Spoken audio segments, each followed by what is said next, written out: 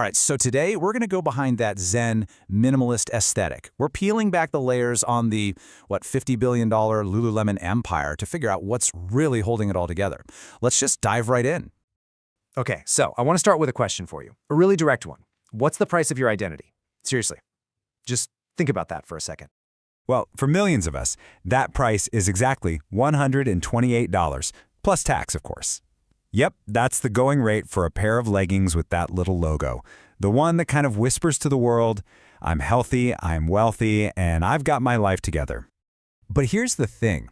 What if that whole mindful brand, that symbol of wellness that you see everywhere, what if it was actually built on a foundation of, manipulation, some really deep-seated controversy, and even murder? Yeah, let's get into it. So this whole story, it really starts with the founder, a guy named Chip Wilson. In his original vision, the thing that shaped the company's entire DNA, it wasn't really about yoga. No, it was about fixing the image of the woman wearing the clothes. So Wilson created this signature fabric. You might have heard of it. It's called Luon. But its purpose? It wasn't just about comfort or performance. His goal was, and this is wild, to basically engineer a push-up bra for your entire lower body. So right from day one, the focus was all about appearance. And get this, the name itself, Lululemon, it has a pretty shocking origin story. In a 2004 interview, Wilson just straight up admitted he chose the name because it has 3 L's in it, and he thought it was funny that Japanese people might have trouble pronouncing it. His exact quote was, "It's funny to watch them try to say it." I mean, seriously, the brand's identity was literally born from a racist joke. And that just tells you everything you need to know about the brand's DNA from the very start. Wilson wasn't just selling pants, he was building an exclusive club. And the ideal member? He called her the Supergirl. She was wealthy, she was thin, she was super disciplined.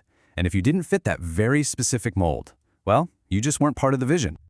Okay, so to keep this elite image going, the company knew it couldn't just control the product on the shelves. No, it had to control the minds of the people selling it. And this is where the story takes a really dark turn.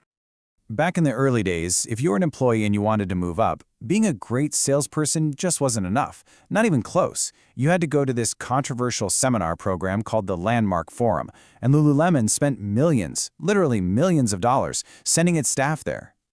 So what is Landmark? Well, it's basically a modern version of this super intense 1970s self-help movement called EST, which was known for its pretty aggressive psychological methods. And the process was intense. You'd attend these grueling 13-hour-a-day seminars designed to push you to a psychological breaking point. The goal? To break you down and then rebuild your entire identity around the company's values. You'd come out a passionate brand evangelist, or as Lululemon calls them, an educator. You can imagine this kind of high-pressure, perfectionist culture created a total pressure cooker. And on March 11th, 2011, it just exploded.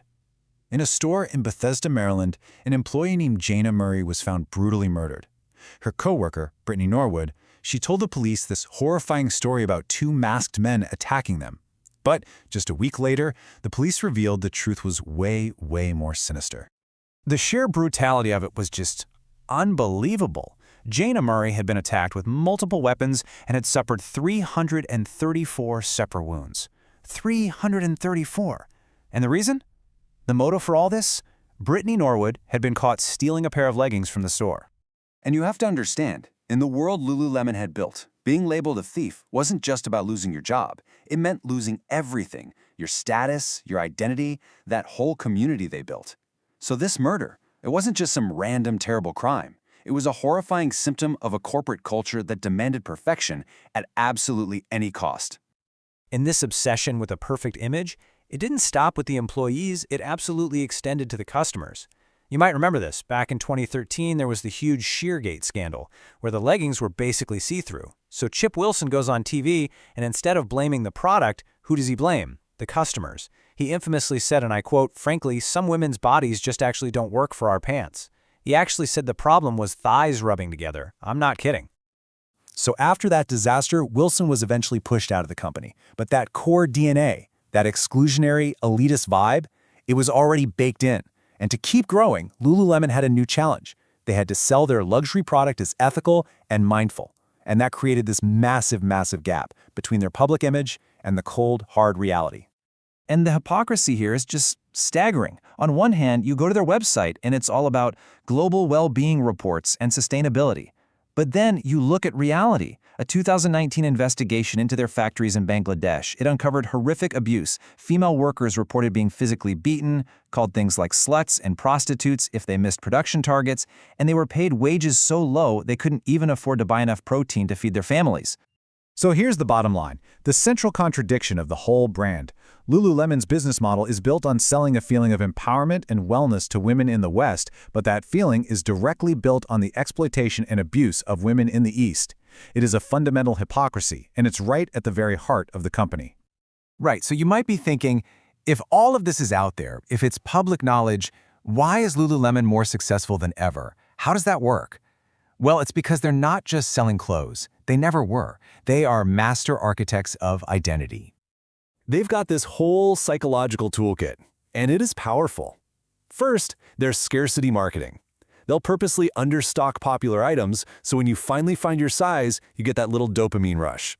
Then there's social proof.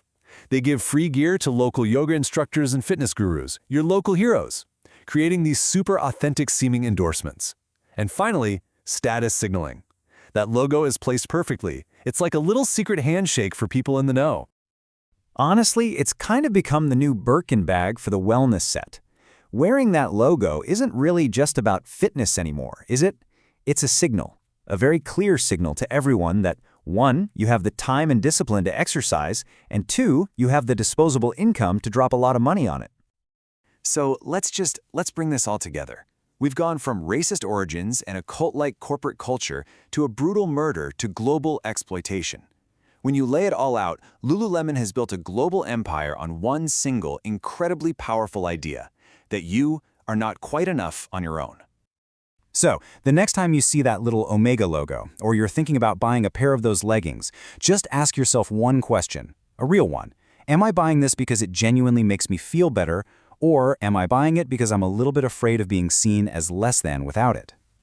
Because the simple, sharp truth of their whole business model is right there.